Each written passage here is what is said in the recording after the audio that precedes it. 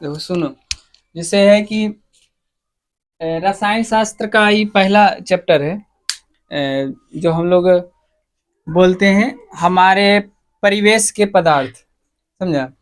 जैसे हमारे परिवेश के पदार्थ, तो इसमें समझना है कि बहुत सारा मतलब जो है, मतलब बहुत सारा वस्तु जो है, समझा। जैसे जितना भी वस्तु देखते हैं सब क्या है, मतलब पदार्थ ही है।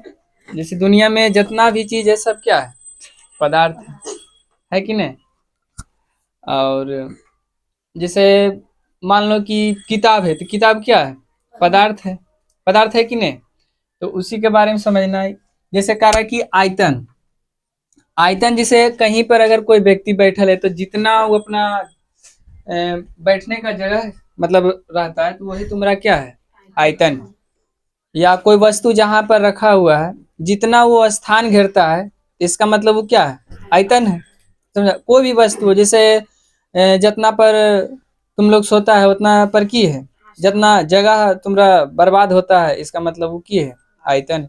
मैंने कोई भी वस्तु जितना जगह पर रहता है, तो इसका मतलब वो क्या है, आयतन है। तो देखो आयतन में कोई दिक्कत नहीं है। जैसे आयतन को अंग्रेजी में वॉल्यूम बोलते हैं। कोई वस्तु द्वारा अधिकृत स्थान, माने जितना वो स्थान घेरता है, जिससे मान लो ये बोर्ड है, जितना पर ये लिखल है, तो लिखावट का क्या है, आयतन है। माने जितना ही लिखावट है क्या है, आयतन है। तो कोई वस्तु द्वारा अधिकृत स्थान को आयतन कहते हैं। आयतन जैसे किताब है, किताब इतना ही जगह जगह को मतलब अधिकृत किया, तो उसको हम लोग क्या कहते हैं, आयतन कहते हैं। कोई दिक्कत। अब जैसे दरमान, दरमान जैसे कोई वस्तु का जिसका निश्चित दरमान होता, माने निश्चित भार होता है, उसको हम लोग क्या कहते हैं, दरमान कहते हैं। माने कोई निश्चित भार होता है तो उसको हम लोग क्या कहते हैं, दरमान कहते हैं। जैसे लकड़ी, लकड़ी का कोई निश्चित वजन होगा, किताब का निश्चित, कागज का निश्चित, उसको हम लोग क्या कहते हैं, दरमान कहते हैं। जैसे कोई तो निश्चित भार को क्या कहते हैं, दरमान कहते हैं।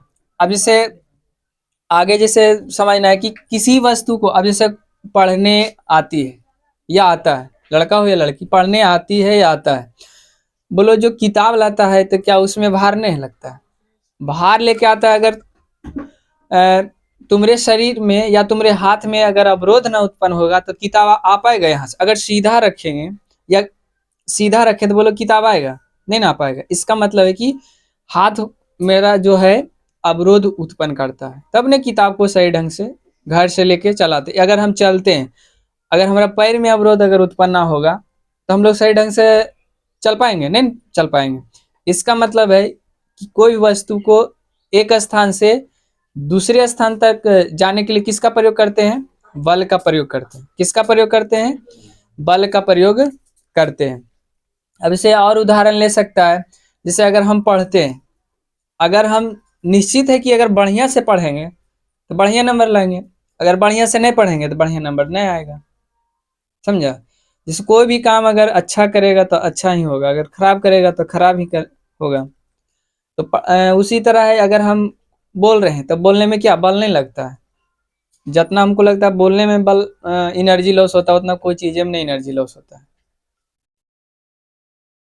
तो बोलो कोई दिक्कत। जैसे किसी वस्तु को एक स्थान से दूसरे स्थान पर ले जाने के लिए बल का प्रयोग करते हैं और अवरोध भी उत्पन्न होता है। जैसे कोई वस्तु को हम एक स्थान से दूसरे स्थान ले जाते हैं तो अवरोध भी उत्पन्न होता है और बल का भी प्रयोग करते हैं। तो कोई दिक्कत है यहाँ तक। मैंने कोई पूछ सकता है कि अगर एक स्थान से दूसरे स्थान तक अगर हम वस्तु को ले जाते हैं, क्या उसमें बल का प्रयोग होता है, क्या उसमें अवरोध उत्पन्न होता है। तो इसका मतलब अवरोध उत्पन्न होता है। जैसे तुमको कहा देगा कि मार दो एक चाट किसी को, तो क्या उसमें अवरोध उत्पन्न नहीं होता है, जाहिर सी बात है अवरोध उत्पन्न हुआ तब नहीं उसको चोट लगा। मैंने ऐसे मारे और हटाए तो उसमें बल भी लगा, अवरोध भी उत्पन्न हुआ। पदार्थ समझ लो, पदार्थ को अंग्रेजी में सब्सटेंस कहते हैं। जैसे पदार्थ, पदार्थ दुनिया में जितना भी चीज दिख रहा सब क्या है, पदार्थ है। जितना भी तुम्हारे आँख के नजर में है सब कुछ पदार्थ है। अगर कोई पूछ दे कि पदार्थ क्या है, बोलना कि दुनिया में जितना चीज है सब पदार्थ है। बोलो पदार्थ में कोई दिक्कत नहीं। से पदार्थ का डेफिनेशन हो जाएगा कि जब कोई वस्तु स्थान घेरे, जिसमें भार हो और द्रव्यमान हो या अवरोध उत्पन्न करे तो उसको हम लोग क्या कहते हैं? पदार्थ कहते हैं। बोलो पदार्थ में कोई दिक्कत? तो जब कोई वस्तु स्थान घेरे जिसमें द्रव्यमान एवं आयतन हो और जो अवरोध उत्पन्न करे तो जिसे क्या कहते हैं? पदार्थ कहते हैं। कोई दिक्कत? फिर द्रव्य क्या है? द्रव्य जो हम लोग द्रव्य किसको कहते हैं? जैसे पानी, पानी क्या है? द्रव्य है। दूध क्या है? द्रव्य है। और नमक का घोल द्रव्य है, चीनी का घोल द्रव्य है कि नहीं? तो द्रव्य उसी को कहते हैं, माने कोई भी चीज का घोल क्या है? द्रव्य है। समुद्र का पानी क्या है? द्रव्य है।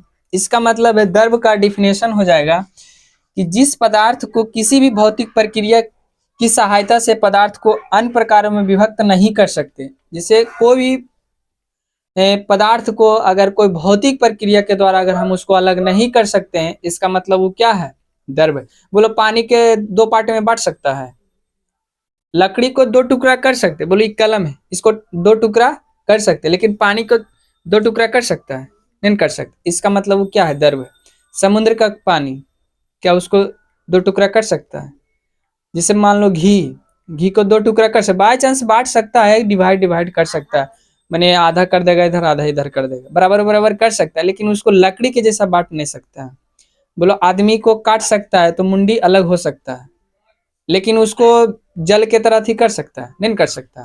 इसका मतलब है कि द्रव्य को हम विभक्त नहीं कर सकते। जैसे चीनी का द्रव्य सोडियम क्लोराइड शुद्ध द्रव्य नहीं। जैसे दूध शुद्ध नहीं रहता, भले इंसान कह देता है कि हमको पानी मिला के दूध देता है, पानी सच में शुद्ध नहीं रहता है। पानी में माने शुद्ध द्रव्य नहीं है, उसमें वसा का मिश्रण होता है, पानी का मिश्रण होता है, प्रोटीन का मिश्रण होता है। तो बोलो शुद्ध द्रव्य है? नहीं शुद्ध द्रव्य। बहुत सारा व्यक्ति बोल देता है कि पानी मिला के लाया दूध, इसका मतलब वो शुद्ध द्रव्य नहीं। फिर जैसे देखो शुद्ध द्रव्य नहीं है, दूध, समुद्र का पानी, मिट्टी बोलो शुद्ध है? बहुत सारा चीज का मिश्रण है कि नहीं? जैसे मिट्टी में बहुत सारा कण है, वायरस है, विषाणु है, सब कुछ मतलब जो है इसमें मिला रहता है। तो दूध, समुद्र का पानी, मिट्टी, खनिज, कोयला में बोलो हर शुद्ध नहीं है, शुद्ध कोयला नहीं है, समझा? उसमें पदार्थ का मिश्रण होता है, कोई जीव का मिश्रण होता है, मैंने हर चीज का, कोई वायरस का मिश्रण होता है। तो इतना में कोई दिक्कत? आयतन किसे कहते हैं? द्रव्यमान किसे कहते हैं? अगर कोई वस्तु को ले जाते हैं तो उसमें कितना बल लगता है, अवरोध उत्पन्न होता है। पदार्थ किसे कहते हैं और द्रव्य क्या है? तो एग्जाम्पल से दूध जो है शुद्ध नहीं है, ये सब समझ गए कि नहीं? अब है पदार्थ के भौतिक प्रकृति, मैंने पदार्थ का कुछ भौतिक प्रकृतिक है जो प्रकृतिक ने बनाया, मैंने जो भगवान ने बनाया, तो उसका जो है बारे में समझना है। जैसे पदार्थ कणों का बना होता है। पदार्थ क्या होता है? कण का बना होता है। जैसे कोई भी पदार्थ ले लो, क्या ये कण का बना नहीं है?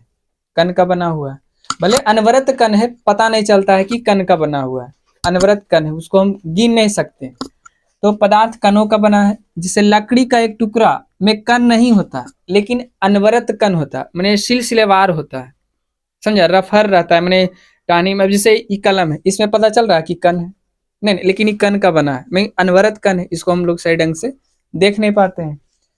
फिर दूसरा है जैसे किंतु पदार्थ अलग अलग छोटे छोटे कणों का बना होता है, लेकिन कह रहा है कि मान लो लकड़ी एक पदार्थ है, कण का बना नहीं है, लेकिन ये अनवरत कण होता है। फिर पदार्थ है अलग अलग छोटे छोटे कणों का बना होता है। जैसे कोई भी पदार्थ है तो छोटे छोटे कण का बना होता है। हम लोग भी बहुत सारा कण के बनल है, भले ही अनवरत कण है, लेकिन बहुत सारा कण से बना है कि नहीं? जैसे जहां पर बैठा है, जैसे टेबल कुर्सी लकड़ी का ही बना होता है, लेकिन अनवरत कण रहता है, उसको हम गिन नहीं सकते। बहुत सारा चीज को हम लोग गिन सकते हैं। जैसे मिट्टी हो, बहुत सारा कण मिलल रहता है, नहीं रहता है? रहता है कि नहीं? फिर पदार्थ के कण अत्यंत सूक्ष्म होते हैं। पदार्थ के कण हम लोग सही ढंग से नहीं देख पाते, लेकिन एक उदाहरण के तौर पर इसमें देखेंगे कि कैसे पदार्थ का कण पता चलता है। सूक्ष्म होते किंतु कल्पना नहीं कर सकते, कल्पना भी नहीं कर सकते। पदार्थ के कण इतने सूक्ष्म होते हैं कि कल्पना भी नहीं, मैंने सोच भी नहीं सकते। बोलो कौन कहेगा कि इसमें कण है? कौन कहेगा कि हम लोग के शरीर में वायरस है? जहां भी नोचनी लगता है उसमें वायरस है, कोई कहता है? पढ़ा लिखा ही कहता है कि नहीं यहाँ पर नोचनी लगा इसका मतलब वायरस है। तो ये सब जो है जो शिक्षित रहता है वो समझता है, जो अनपढ़ रहता है कहता है कि यहाँ चोट लग गया, तब जो है मतलब। हाँ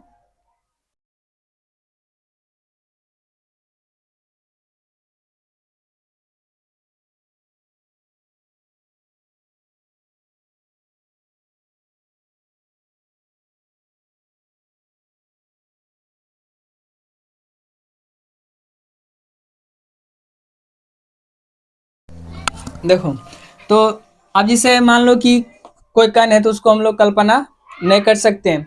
बाई चांस देखो, जैसे इसमें मान लो कॉपर सल्फेट डालें, मान लो कॉपर सल्फेट इसमें डाल दिए जो भी, तो अगर इसमें डालेंगे तो थोड़ा गाढ़ा रहेगा, फिर इससे थोड़ा सा निकाल के इसमें पानी डाल देंगे तो फिर इससे थोड़ा गाढ़ा बचेगा, फिर नीले रहेगा, फिर इसमें जब डालेंगे तो रंग में पहले पूरा गाढ़ा था, फिर धीरे धीरे धीरे क्या हो गया, कम गाढ़ा हुआ, फिर धीरे धीरे घटता गया, फिर घटता गया। तो पानी डालने से रंग धीरे धीरे क्या हो जाता है, गायब हो जाता है। मैंने कोई भी रंग में, जैसे दूध में पानी मिलाते रहो धीरे धीरे वो पानी जैसा दिखना स्टार्ट कर देगा। रंग जैसे होली में आ रहा है, होली में रंग खेलना, देखना कि ज्यादा पानी रहा है तो ज्यादा रंग रंग वो अपना मैंने अच्छा नहीं लगता है दिखने। इसका मतलब है कि कण उसी से पता चलता है कि कण उसमें है। कोई दिक्कत? फिर जैसे पदार्थ के कण अनवरत गतिशील होते हैं, जैसे कॉपर सल्फेट का रंग कैसा होता है, नीला होता है, लेकिन उसमें जब पानी डालते तो धीरे धीरे क्या हो जाता है, गायब हो जाता है। फिर जैसे पदार्थ के कण अनवरत गतिशील होते हैं, पदार्थ के कण अनवरत गतिशील होता है, समझा?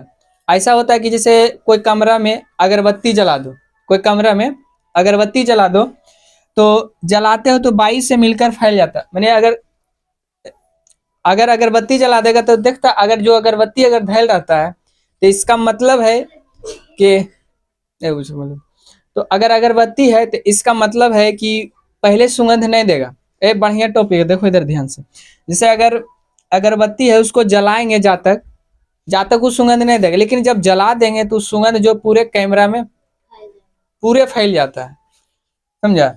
फिर पदार्थ के गर्म करने पर उसके कणों की गति बढ़, जैसे कोई भी पदार्थ को अगर जितना भी उसको गर्म करेगा तो इसका मतलब है कि वो धीरे धीरे क्या होता है, बढ़ जाता है। जैसे पदार्थ के को गर्म करने पर उसके कणों की गति ऊर्जा बढ़ जाती है, जिसके कणों के वेग में भी वृद्धि हो जाती। जैसे अगर कोई अगरबत्ती को जैसा ही अगर गर्म करें, पहले अगर गर्म नहीं करते तो सुगंध आता है, अगर जैसा ही गर्म करेगा तो पूरा कमरा में फैल जाता है। इसका मतलब है कि हवा में मिल जाता है। फिर पदार्थ के कण एक दूसरे को आकर्षित करता है, जैसे पदार्थ का कण जो है ना एक दूसरे को आकर्षित करता है, जैसे खींचता है, जैसे चुंबक चुंबक को एक तरफ रखेगा तो इसका मतलब खींच लेता है। फिर पदार्थ के कणों के बीच आकर्षण बल होता है, जिसे अंतराण्विक आकर्षण बल कहते हैं। जैसे इसके बीच बल होता है, अगर कोई भी इंसान हो या कोई भी पदार्थ हो उसके बीच अगर आकर्षण बल नहीं रहेगा तो आदमी अलग हो जाए, वो हरदम टूट जाएगा। जैसे किताब में आकर्षण बल नहीं, जैसे मान लो ये बोर्ड है, बोर्ड में अगर आकर्षण बल नहीं रहता तो टूट जाता, जहीं से घर में अगर आकर्षण बल नहीं रहता जहां तहां से गिर जाता। इसका मतलब है कि कोई भी पदार्थ में आकर्षण बल होता है। फिर लोहे की कील, जैसे लोहे की कील में भी आकर्षण बल। चौक, जैसे पहले स्कूल में चौक जिसको खल्ली कहते हैं या खड़िया इसको बोलते हैं, तो उससे जब हम लिखते थे तो देखता है जल्दी टूट जाता है। इसका मतलब है कि उसमें थोड़ा बहुत आकर्षण बल के कारण टिका है, इसका मतलब है तो टिकल रहता है। फिर देखो पदार्थ के बीच रिक्त स्थान होते हैं, जैसे कोई कोई भी पदार्थ के जाओ कोई भी पदार्थ के बीच जो है ना रिक्त स्थान होता है, माने खाली स्थान होता है, समझा? तो कोई भी पदार्थ, जैसे मान लो ये पदार्थ है तो बोलो ये खाली स्थान है कि नहीं? पानी में खाली स्थान रहता है, नहीं रहता? जैसे पानी में नमक डालते नमक पता चलता है, नहीं चलता। इसका मतलब उसमें भी खाली स्थान है। तो ठीक है, रहने देते हैं यहीं तक।